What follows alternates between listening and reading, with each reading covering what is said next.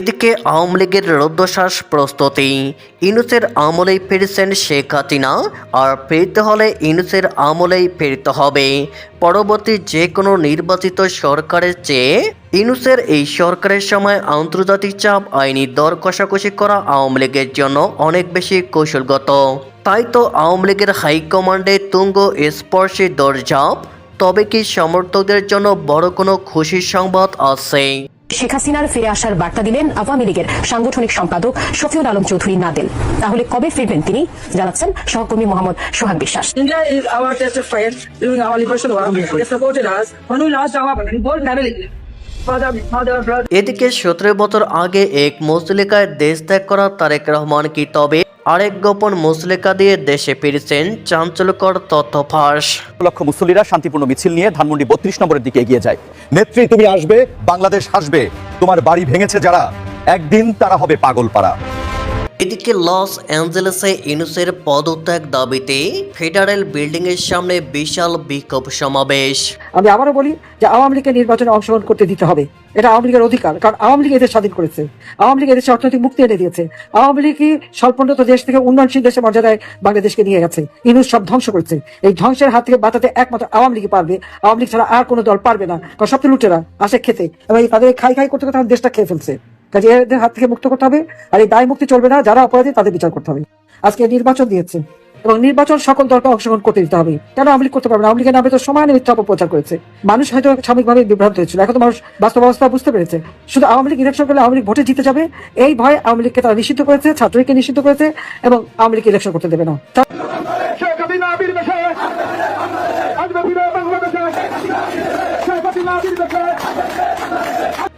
এদিকে গুলশানের লাঠিসোঁটা হাতে চলছে আওয়ামী লীগ ও ছাত্রলীগের বিশাল বিক্ষোভ মিছিল। ডক্টর ইউনূসের পদত্যাগের দাবিতে ঢাকা দখলে নিয়েছে আওয়ামী লীগ। ছাত্রলীগের মিছিলে বাধা নয় সেনাপ্রধান।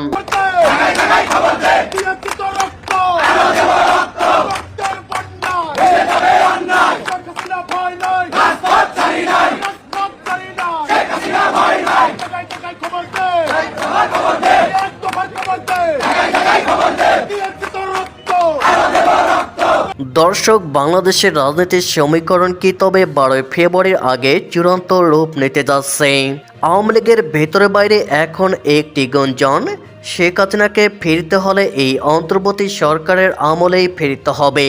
কিন্তু কেন? রাজনৈতিক বিশ্লেষকরা বলছে, পরবর্তী যে কোনো নির্বাচিত সরকারের চেয়ে ডক্টর ইউনূসের সরকারের সময় আন্তর্জাতিক চাপ ও আইনি দর কষাকষি করা আওয়ামী লীগের জন্য অনেক বেশি কৌশলগত। দিল্লির সাথে ইউনূস সরকারের যে কূটনৈতিক টানাপোড়েন চলছে তাকেই ত্রুপে তাস বানাতে চায় আওয়ামী লীগ। তাই শুরু হয়েছে অভূতপূর্ব দরজাপ। মাঠ পর্যায়ে এবং অন্তর্মহলে যে সংকেত পাওয়া যাচ্ছে তাতে স্পষ্ট একটি বিশেষ চুক্তির মাধ্যমে কি তবে নেত্রীর ফেরার পথ পরিষ্কার হচ্ছে। আওয়ামী লীগের তৃণমূল থেকে শুরু করে উচ্চ পর্যায়ের নেতাদের মধ্যে এখন সাত রব। দীর্ঘ কয়েক মাসে নীরবতা ভেঙে তারা এখন রাজপথে এবং অনলাইনে চরম সক্রিয়। বিশ্বস্ত সূত্রে পাওয়া খবর, আওয়ামী লীগ সমর্থকরা খুব শীঘ্রই এক মহা খুশির খবর পেতে যাচ্ছেন। নেত্রীর নির্দেশে সারা দেশে একটি সুসংগঠিত নেটওয়ার্ক তৈরি করা হয়েছে, যারা নেত্রীর প্রত্যাবর্তনের মুহূর্তকে এক ঐতিহাসিক জনসমুদ্রে পরিণত করতে প্রস্তুত। আওয়ামী লীগ হাইকমান্ড মনে করছে 12 ফেব্রুয়ারির আগেই যদি শেখ হাসিনা দেশে পা রাখেন বা নির্বাচনকে ভণ্ডুল করা যায়, তবে নির্বাচনের পুরো দৃশ্যপট কয়েক সেকেন্ডেই বদলে যাবে। ইউনূস সরকার কি তবে বিশাল জনস্রোত সামাল দিতে প্রস্তুত, নাকি এক গোপন রফার কথা আমরা জানতে চাচ্ছি। রাজনীতির মহাকাব্যে এবার কি তবে সবচেয়ে বড় কামব্যাক হতে যাচ্ছে? আওয়ামী লীগ সমর্থকরা দিন গুনছে সেই মুহূর্তের, যখন তাদের প্রিয় নেত্রী আবারও বাংলার মাটিতে পা রাখবেন। ডক্টর ইউনূসের আমলেই এই ফেরা কি বীরের বেশে, নাকি আইনি লড়াইয়ের মাধ্যমে? দিল্লি, ঢাকা, ওয়াশিংটন, 3 মেরুর এই জটিল রাজনৈতিক খেলায় জয় কি তবে শেখ হাসিনারই হচ্ছে? খুশির বার্তাটা কি খুব কাছেই? দর্শক, আপনার কি মনে হয় ডক্টর ইউনূসের আমলে কি শেখ হাসিনার ফেরা সম্ভব? এদিকে লন্ডন ও ঢাকা, দীর্ঘ 17 বছর পর তারেক রহমানের দেশে ফেরার গুঞ্জন যখন তুঙ্গে, ঠিক তখনই বনি আমিনের একটি ফেসবুক পোস্ট রাজনৈতিক মহলে বিতর্কের জন্ম দিয়েছে। দাবি করা হচ্ছে প্রধানমন্ত্রী হবার পথ সুগম করতে বিএনপির এই শীর্ষ নেতা দিল্লি দেওয়া 3টি বিশেষ শর্তে সম্মতি দিয়েছেন।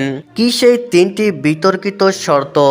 গোপন সূত্রের তরফে বলা হচ্ছে ক্ষমতার মসনদে বসতে তারেক রহমানকে মানতে হবে এই বিষয়গুলো। 1. আওয়ামী লীগের পুনর্বাসন, রিফাইন বা পরিমার্জিত রূপে আওয়ামী লীগকে রাজনীতিতে ফিরিয়ে আনা এবং তাদের উপর থেকে সকল বিধিনিষেধ তুলে নেওয়া। 2. প্রতিরক্ষা ব্যবস্থা নিয়ন্ত্রণ, ভারতের সম্মতি ছাড়া অন্য কোনো দেশের সাথে প্রতিরক্ষা চুক্তি করা যাবে না এবং কোনো আধুনিক সমরাস্ত্র ক্রয় করা যাবে না। 3. ইসলামী দলগুলোর অবদমন, জামায়াত ইসলামী সহ অন্যান্য ইসলামী দলগুলোর ওপর ৭১-এর চেতনা বা বিশেষ তকমা লাগিয়ে তাদের শীর্ষ নেতাদের কারান্তরীণ ও রাজনীতি থেকে দূরে রাখা।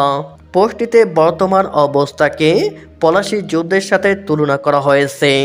যেভাবে east India company Mir Jafar ও মীর কাসিমকে ব্যবহার করে ক্ষমতা দখল করেছিল, বর্তমান মাস্টার প্ল্যান কি সেই একই পথে হাঁটছে? 17 বছর আগে এক মুচলেকায় দেশ ত্যাগ করা যুবরাজ কি তবে আরেক গোপন মুচলেকা দিয়ে দেশে ফিরেছেন? দর্শক, আপনার কি মনে হয়? এদিকে লস অ্যাঞ্জেলেসে ইউনূসের পদত্যাগ দাবিতে ফেডারেল বিল্ডিংয়ের সামনে বিশাল বিক্ষোভ সমাবেশ। অবৈধ এই সরকার একটা সুস্থ সবল দেশকে একেবারে পঙ্গু বানিয়ে ফেলেছে। একটা নির্বাচিত সরকারকে ফেলে দিয়ে সিবড়ে খেয়েছে ইউনূস সরকার। প্রবাসীর প্রতিবাদ হচ্ছে বাংলাদেশের বর্তমান অন্তর্বর্তীকালীন সরকারের প্রধান উপদেষ্টা ডক্টর ইউনূসকে অবৈধ দখলদার এবং খুনি আখ্যা দিয়ে যুক্তরাষ্ট্রের লস অ্যাঞ্জেলেসে ফেডারেল বিল্ডিংয়ের সামনে তীব্র প্রতিবাদ সমাবেশ অনুষ্ঠিত হয়েছে। যুক্তরাষ্ট্র সরকারের পুলিশ ডিপার্টমেন্টের যথাযথ অনুমতি নিয়ে আয়োজিত এই প্রতিবাদ সমাবেশের নেতৃত্ব দেন আওয়ামী লীগ নেতা তৌফিক সুলেমান খান তুহিন। প্রতিবাদ সমাবেশে অংশ নেন যুক্তরাষ্ট্র আওয়ামী লীগ, স্বেচ্ছাসেবক লীগ, বঙ্গবন্ধু পরিষদ ক্যালিফোর্নিয়া শাখা এবং বেঙ্গলি আমেরিকান হিন্দু সোসাইটি সহ লস অ্যাঞ্জেলেসে বসবাসরত স্বাধীনতার পক্ষের বিভিন্ন শক্তি ও আওয়ামী পরিবারের সদস্যরা। ইউনূসের বিরুদ্ধে step down Yunus, step down Yunus slogan দেন। এছাড়াও বিভিন্ন ধরনের ব্যানার পোস্টার নিয়ে প্রতিবাদ জানানো হয়। বাংলাদেশকে ধ্বংস করে দেওয়া, দেশের অবকাঠামো ধ্বংস, গণহারের সংখ্যালঘু মহিলা, শিশুসহ সাধারণ মানুষ হত্যা, ধর্ষণ, নিপীড়ন, নির্যাতনের বিরুদ্ধে দুপুর 12টা থেকে 2টা পর্যন্ত লস অ্যাঞ্জেলেস ফেডারেল বিল্ডিংয়ের সামনে প্রতিবাদ সমাবেশ অনুষ্ঠিত হয়। মুক্তিযোদ্ধার হাতিয়ার